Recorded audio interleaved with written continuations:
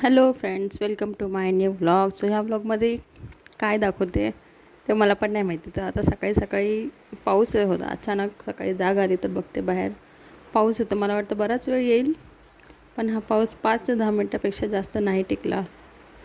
आणि फायनली आमची होप गेली की आम्हाला आज थंडावा मिळेल आणि इकडचा पाऊस बघायला भेटेल. पण नाही, पाऊस नाही आल्यानंतर मग आईने छान असे धपाटे आणि दही असा आम्ही नाश्ता केला.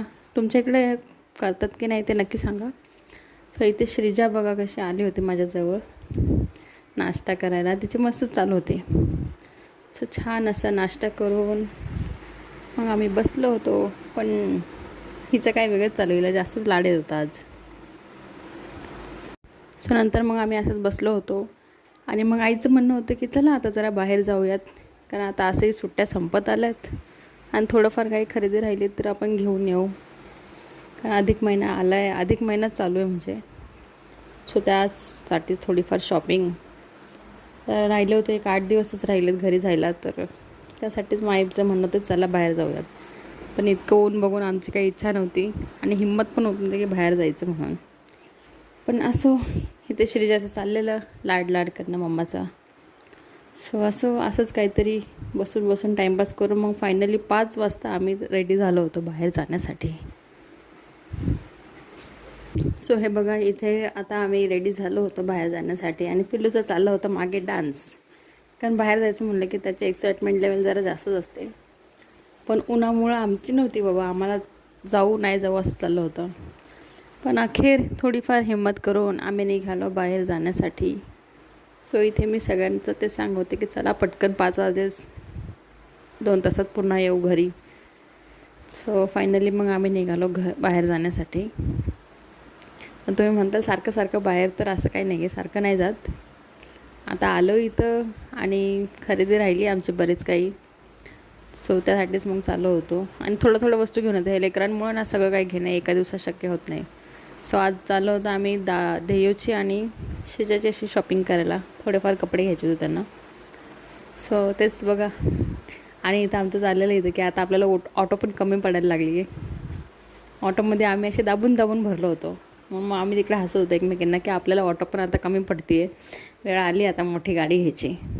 सो बघू, ते एक स्वप्न आहे, जेव्हा पूर्ण होईल तेव्हा होईल. तोपर्यंत आपली ऑटो बरी, आम्ही असं पण एन्जॉय करतो. सो चला मग दाखवते तुम्हाला इकडचं मार्केट. ते थोडंफार मी आधी पण दाखवलं होतं, पण बघूयात चला.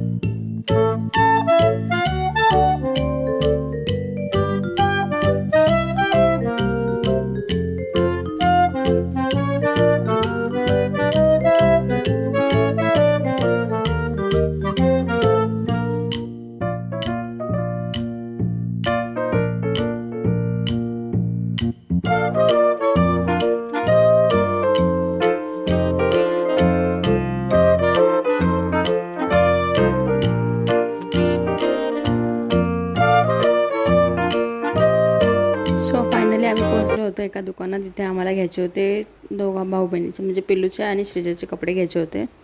सो तेच बघत होतो आम्ही त्याला काय पसंत येते काय नाही. आणि मग बघितलं, मग त्याला कपडे घेतले, जीन्स वगैरे घेतले त्याला. आणि नंतर मग आम्ही गेलो आमची शॉपिंग करायला. पण आम्हाला इथं काहीच आवडलं नाही, कॉट सेट वगैरे काहीच आम्हाला पटलं नाही ना, कुर्तीज आवडल्या काहीच नाही. सो म्हटलं राहू दे आता, हे घेण्यात काही इंटरेस्ट नाही आहे, गरम पण होत होतं. आम्ही तो विषय सोडला. आणि हे बघा, हे कुर्ती स्वस्त आहेत पण नाही आवडलं, इतके छान नाही वाटलं. सो मग म्हटलं जाऊ दे आता, विषय सोडा, आधी पेटपूजा करूयात. सो आम्ही बाहेर येणार आणि काही खाणार नाही असं होणारच नाही. सो मग गेलो आम्ही वडापाव खायला. छान असा वडापाव खाल्ला, एन्जॉय केला. आणि नंतर मग गेलो देहीला शूज घेण्यासाठी एका शॉपमध्ये. सो तिथं त्याचे शूज घेणं चालू होतं आणि श्रीजाचं वेगळंच चालू होतं. ती छोटे छोटे बॉक्स खोलून चपला उघडत बसलेली. म्हणून मग मी तिला इथे उचलून घेतलं. म्हटलं गप्प बस बाई, परत दुकानाला ओरडायचं नाही तर. पण त्या दुकानवाल्याने काय ओरडलं नाही तिला. तोच हसत होता की ती स्वतः शूज काढत होती आणि बघत होती घालून. सो मग फायनली मग देहूची झाली होती शॉपिंग. शूज वगैरे घेतला. मग आईला म्हणलं की आई तू पण घेऊन टाक. आईला पण घ्यायची होती चप्पल, बरेच दिवस झाले. सो तिचंच आम्ही शोधत होतो नंतर, पण आईच्या मापाची आणि आवडीची नाही भेटली. म्हणलं जाऊ दे आता, नेक्स्ट टाईम येऊ आई, जाऊ दे आता, नाही भेटत तर काय. सो बरेचसे ट्राय केल्यानंतर पण आईला कोणतीच चप्पल आवडली नव्हती. म्हणजे आईला जशी कम्फर्टेबल आहे तशी नव्हती, म्हणून मग तिने नाही घेतली. फायनली तिथून निघालो आम्ही दुकानातून बाहेर. आणि इथे मी थांबलेली हिला घेऊन बाहेर, म्हणजे बाहेर निघत होते त्यावेळेस थांबलेली. सो असं भयंकर गरम होत होतं आणि हवा पण येत नव्हती. म्हटलं चला बाबा आता इथून जाऊयात. सो बाहेर आलो इथे आणि एक माणूस इथून राधाकृष्णाची अशी मूर्ती घेऊन चाललेला, ही व्हाईटवाली. इतकी सुंदर होती ती. पण ज्यावेळेस तो येत होता त्यावेळेस कॅमेरा ऑन नव्हता, तो मी ते फ्रंट नाही घेतलं, फक्त बॅक असं घेतलं होतं राधाकृष्णाची मूर्तीचा. सो असो, हे मार्केट, इतकी गर्दी आणि इथं आमची मस्ती हे चालू होतं. सो आई गेली होती थोडीफार भाजी वगैरे घ्यायला. आम्ही थांबलो होतो बाहेर, तर भाजीपाला वगैरे घेतला आणि मग निघालो आम्ही घराच्या दिशेने. इथे मस्तीच चालू होती. ही चाललं होतं माझ्या बहिणीचं, मग कॅमेऱ्यामध्ये हात दाखवणं, हे करणं ते करणं. मी तिला ओरडत होते की असं नको करू. ती म्हणते नाही असं चालते. सो असो, काय हरकत नाही, थोडीफार मस्ती तर चालूच असते. फायनली मग आईची भाजी घेऊन आली आई आणि मग आम्ही निघालो घरी जाण्यासाठी. सो ऑटोसाठी आम्ही थोडंसं पुढे चाललो होतो चालत. कारण इथे ऑटो नाही थांबत गर्दीमुळं, बरीच गर्दी होती. मग नाही, तिथं ऑटो नाही थांबत, पुढे थांबतात ऑटो. तर त्यासाठी मग पुढं चालत आलो आणि नंतर मग ऑटो पकडून आम्ही पोहोचलो होतो घरी.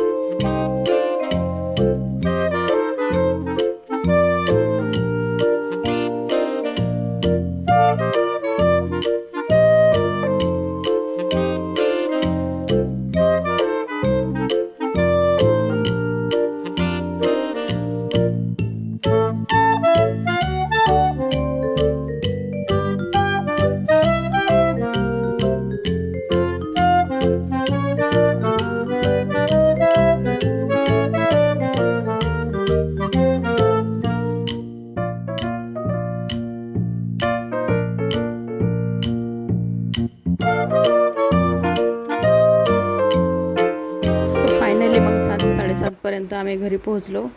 हे बिल्डिंगच्या खालीच उभे होतो. तर ते श्रीजाचं चाललेलं की मला सोड, मला चालू दे. पण माझं असं होतं यार नको, पटकन चल वर, खूप गरम होतं आहे. पण ती काय ऐकत नव्हती, तिला चालायचं होतं तिचं. तर फायनली तिला थोडंफार 4-5 पायऱ्या चढून दिल्या. नंतर तिला उचललं आणि पटपट मग गेलो वर. आणि घरी गेल्यावर मग चाललं होतं की आता हा व्लॉग एंड करते इथेच. पण म्हणलं खूप छोटासा होईल, त्यामुळं मग म्हणलं नेक्स्ट डे पण हाच व्लॉग कंटिन्यू करूया आपण. सो चला भेटूया मग नेक्स्ट डेचा. पण म्हणजे 2 दिवसाचा हा व्लॉग आहे, सो तसं मी त्यात बोलत होते म्हणून. सो नेक्स्ट डे सकाळी मग आम्ही घेतला होता इथं पिझ्झा बनवायला.